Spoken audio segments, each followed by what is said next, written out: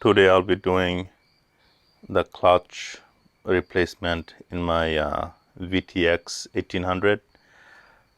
I used to have two, 2002 and 2003. I got rid of one, replaced it with the Goldwyn, but I still have my 2003. Lately the clutch have been slipping, not much, but I can feel it. So I decided I'm just gonna replace it.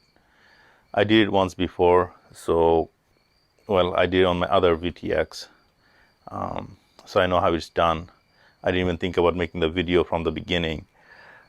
So far, what we're looking at here is what it would look like with the exhaust remove. So there's the exhaust. That's too far in. That's the exhaust. I took him off. There was 2, 4, 8 bolts. 2 goes on the engine for each one, and then 2 right there. Those go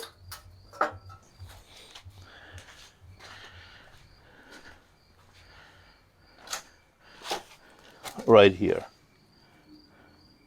These 4, and let me see if I can get some lights right there. So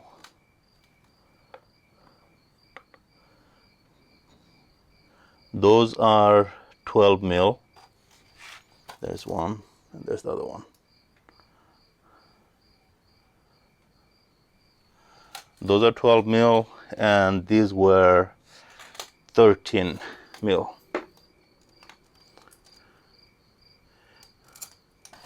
Anyway, so let's get to the actual clutch. I'm not going to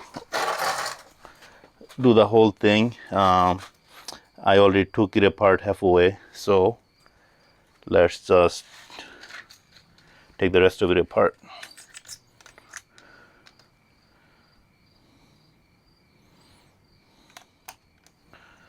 Okay. So why doesn't this turn? Right there. When we get to this part, we'll have few layers to take apart. This is the front cover, this is the back cover. These are all 5mm Allen key or hex, whatever you want to call it. There's 5 here on this one. Again, I already took it apart.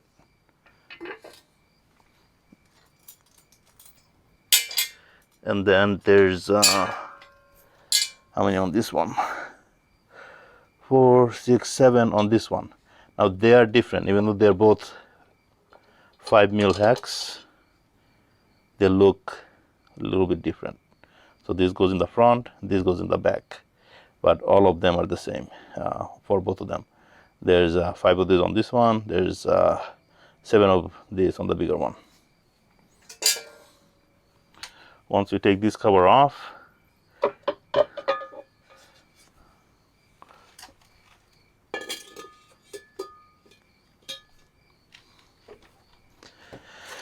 now we have a bunch of 8 mils that goes all the way around. There's 3 of them here. These 3 are longer, this big, and then there's a bunch of them goes all the way around through here.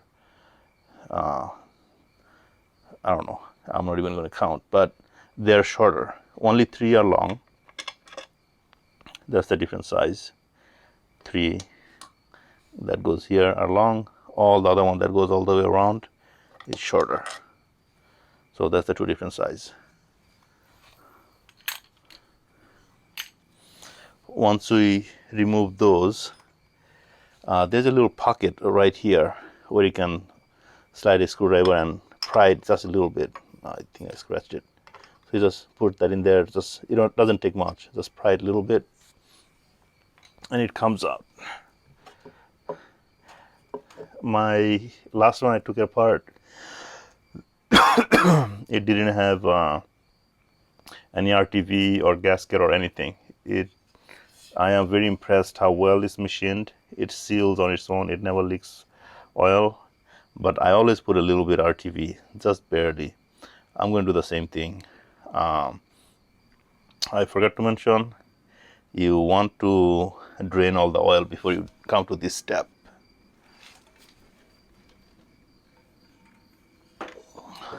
So drain the oil first, then do all of this.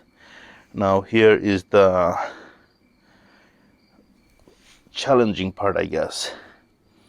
I came this far, I removed these screws, but I didn't remove the clutch. So here is some of the problems I ran into. These ones,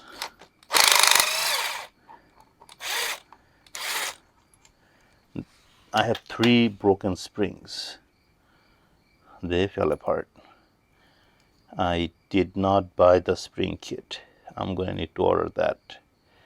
So what I bought is this EBC set. Where's the number? I don't know where the number is. Oh, I guess this is it. That one. That's what I need for VTX. I'm not going to make the whole video about reassembling.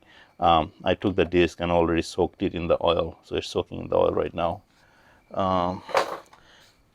But then later I realized I got 3 broken springs. So this one's fine.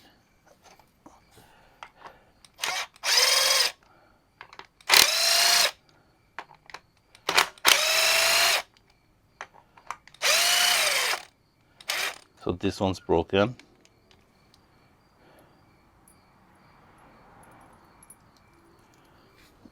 Maybe that's what made it slip. I don't know how this really works, but they definitely need to be fixed. By that I mean replaced. And I got 3 good springs.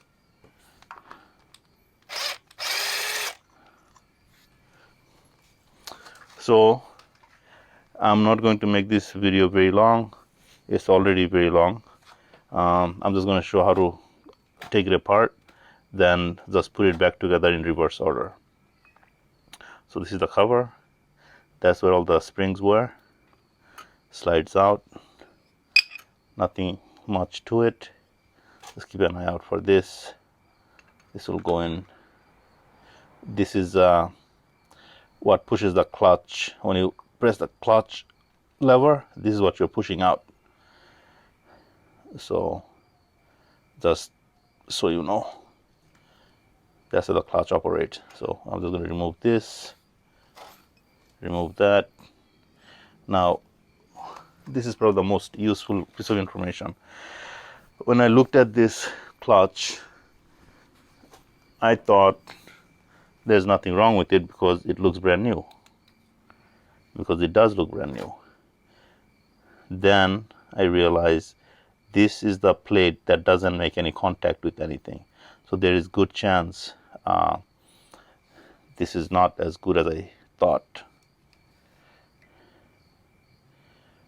So let's take it apart. There should be 8 friction plates, and then I'm guessing 7 metal disc. So, oh man, the inside looks pretty good too.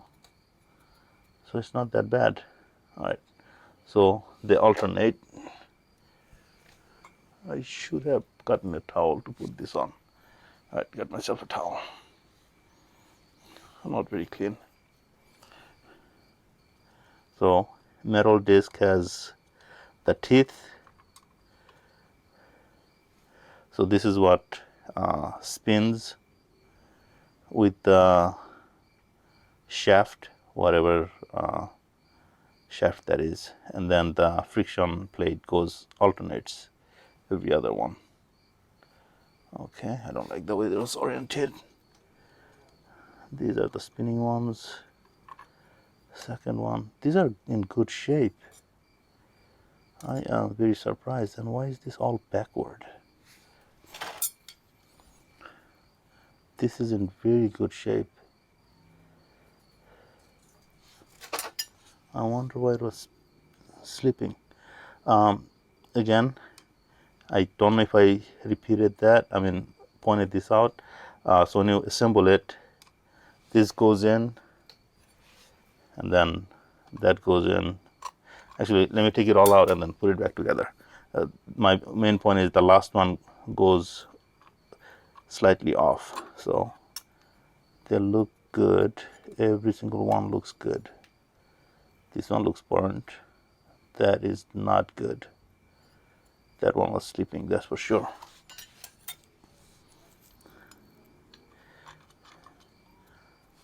This is getting very hot. The friction material is still there, but it's getting very hot.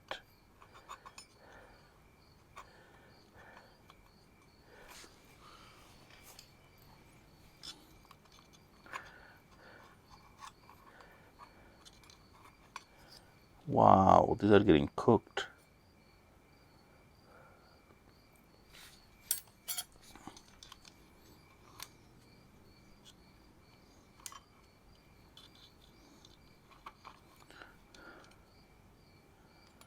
These are not in good shape. Again, friction material is there. Yeah, it's getting very hot.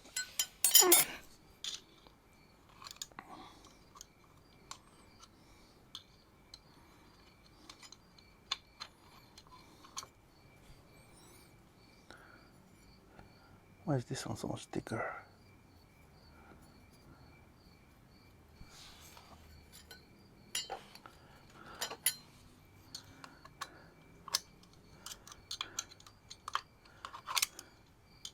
I did not cut this video yet, so looks like I'm going to do this in one shot. I guess the video is not going to be as short as I originally thought. I'm just surprised by how burnt these discs are. I should probably use a pick to pull it out, but I'm too far gone.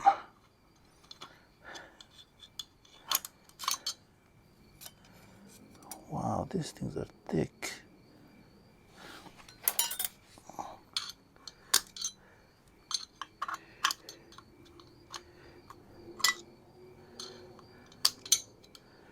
All right, that's as much as I can do with the screwdriver.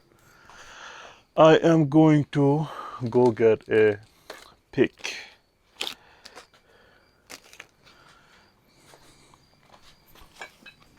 All right.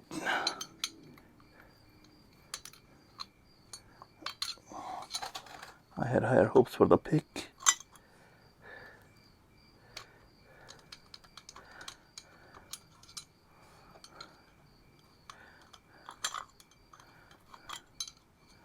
What in the world? Come up. There. This looks like the last one. Then why is there another disc? Oh, it's not. Never mind. I don't know what I'm talking about. Why is it so shiny? Okay. This light is dead. That light is useless. Okay, so now that I review all these discs,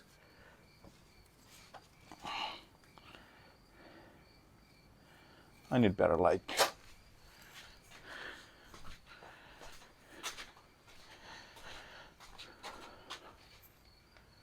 I lost some of those lights. Let's hope this is charged. Good enough.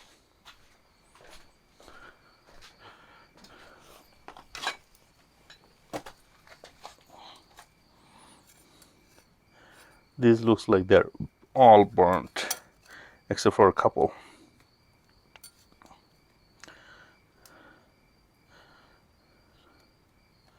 As I said, 7 metal plates, 8 friction plates. So this is pretty much going to be the end of the video about the clutch. I'm just going to show how to reinstall everything. First, we start with friction plate. So I don't know if you can see, I'm going to move the camera a little bit. These are the grooves. This one has a stopping, this one doesn't. So we're going to go to the one that goes straight through. So that's the first thing. Oh, that's not working.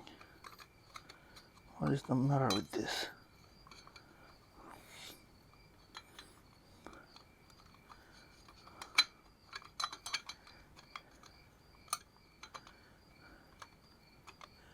Okay, it finally went through. So friction plate,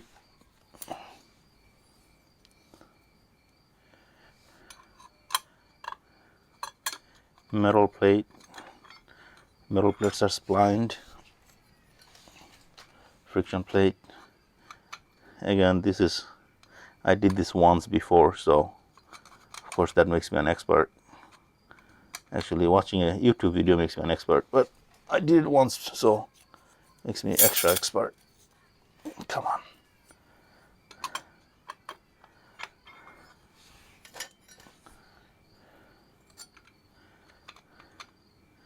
Friction plate, metal plate. I'm gonna have to need new plates. I'm just showing how to reassemble it. I'm gonna change all of this. Come on.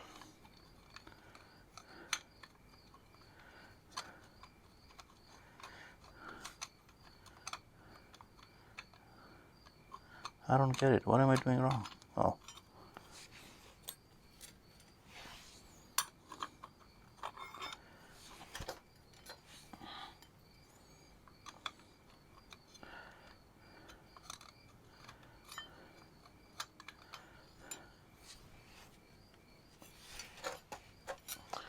Just so you guys can see the difference.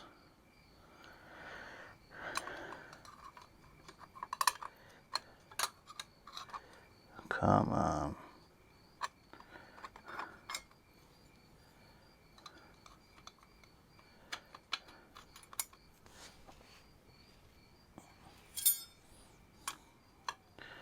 The reason I'm showing the whole step is because you have to turn the last friction plate.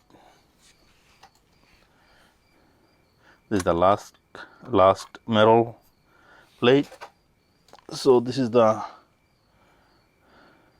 friction plate. Normally we would put it in like this, but not the last one. The very last one goes slightly off to the short distance one. That's how that installs. And then after that, obviously we have this. Don't forget about this, and then this. Push that in, put good ones in here, and then torque them down, and then do everything else in reverse. So that's that. Hope someone finds this useful. Oil change is a different video, so make sure you drain the oil, otherwise you're gonna have a lot of oil on your floor. All right, the end.